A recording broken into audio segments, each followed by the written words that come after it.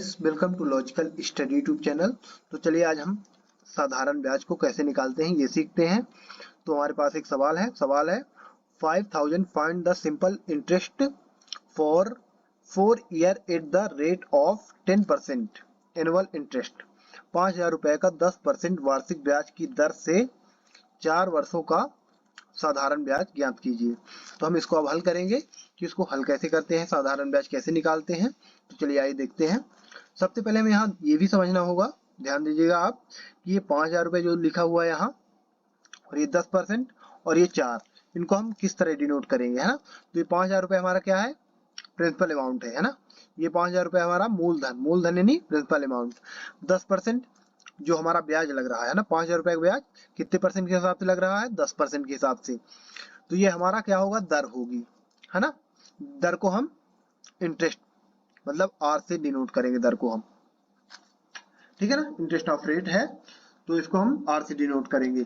और ये जो 4 सालों के लिए 4 वर्ष का साधारण ब्याज ज्ञात करना है, तो ये टाइम दिया हुआ है 4 वर्ष। तो चलिए हम पहले इसको लिख लेते हैं, सॉल्व करते हैं यहाँ। तो हल, और जो हमारे पास दिया है वो हम लिखेंगे। दिया हमारे पास क्या क्या है क्वेश्चन में, तो 5000 रुपए मूलधन दिया है, तो ये हम लिख लेते हैं मूलधन। P इक्वल टू, P का मतलब प्रिंसिपल अमाउंट 5000 रुपए, ठीक। अगला दिया है हमारे पास दर, रेट ऑफ इंटरेस्ट 10% है। चलिए अगला देखते हैं, अगला क्या है, समय। समय हमारा क्या है, समय को T से डिनोट करते हैं 4 वर्षों के लिए, तो यहाँ हम लिख लें 4 वर्ष। यहाँ हमने लिख लिया 4 वर्ष। अब हम इसको क्या करेंगे कि हमारे पास साधारण ब्याज ज्ञात करने का एक फॉर्मूला होता है, उसको हम यहाँ लिखेंगे और उसी के द्वारा इसको हल करेंगे। तो हमारे पास फॉर्मूला क्या है, लिख लेते हैं फॉर्मूला। फॉर्मूला का मतलब होता है सूत्र, ठीक।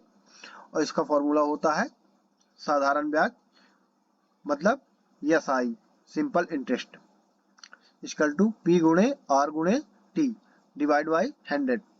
अब PRT का मतलब क्या होता है, P का मतलब मूलधन, ये लिखा हुआ है यहाँ। R का मतलब होता है इंटरेस्ट ऑफ रेट, तो R यानी दर, दर को हम R से डिनोट करते हैं, 10% है। और T यानी समय, है ना। जो हमारा समय है तो 4 वर्षों के लिए है, तो यहाँ 4 वर्ष, T इक्वल टू 4 वर्ष, यही यहाँ T लिखा हुआ है। तो PRT को हमने ऑलरेडी यहाँ डिनोट करके बताया है आपको। अब हम इसको यहाँ मान पुट कर देंगे PRT के। तो SI इक्वल टू 5000 गुणे R का मतलब है 10%, T का मतलब है 4 वर्ष, 4 वर्ष डिवाइड बाई 100। अब यहाँ SI का मतलब क्या है, सिंपल इंटरेस्ट। साधारण का मतलब होता है सिंपल और ब्याज का मतलब होता है इंटरेस्ट, तो SI इसको शॉर्ट फॉर्म में लिखते हैं। अब इनको हम क्या करेंगे, हल कर देंगे। जो आपस में संख्याएं कट रही हैं उनको हम आपस में काट देंगे। यहाँ 1 0 से 1 0 ये कैंसिल हो जाएगा, ठीक। और यहाँ का 1 0 से यहाँ का 1 0 कैंसिल हो जाएगा। अब जो हमारे पास बचेगा उसको हम लिख लेंगे कि हमारे पास बचा क्या है। चले अगले स्टेप में इसको देखते हैं कि हमारे पास क्या बचा हुआ है। तो हमारे पास अभी है SI इक्वल टू ये 500 मल्टीप्लाई 1 मल्टीप्लाई 4 डिवाइड बाई 1। अब 500 कैसे बचा, क्योंकि 1 0 से 1 0 कट चुका है, तो यहाँ बचा 5000 की जगह 500, 1 0 कट गया तो, और यहाँ 10 था तो 1 0 कट गया तो यहाँ 1 बचा, और यहाँ भी 1 बचा, तो ये 1 लिखे हुए हैं। अब 1 से यदि हम मल्टीप्लाई करते हैं तो कोई फर्क नहीं पड़ने वाला इन संख्याओं में, और यदि 1 से हम डिवाइड करते हैं तो कोई फर्क नहीं पड़ेगा। तो हमारे पास क्या बचेगा, 500 मल्टीप्लाई 4। चलिए इसको लिख लेते हैं अगले स्टेप में, SI इक्वल टू 500 मल्टीप्लाई 4। अब हम इसका मल्टीप्लाई कर देंगे तो हमारा साधारण ब्याज निकल के आ जाएगा। मल्टीप्लाई करेंगे तो SI इक्वल टू 5 का 4 से, तो 5 4 जा 20, 2000 रुपए आएगा ये, ठीक है ना। तो हमारा साधारण ब्याज क्या निकल के आ चुका है, 2000 रुपए।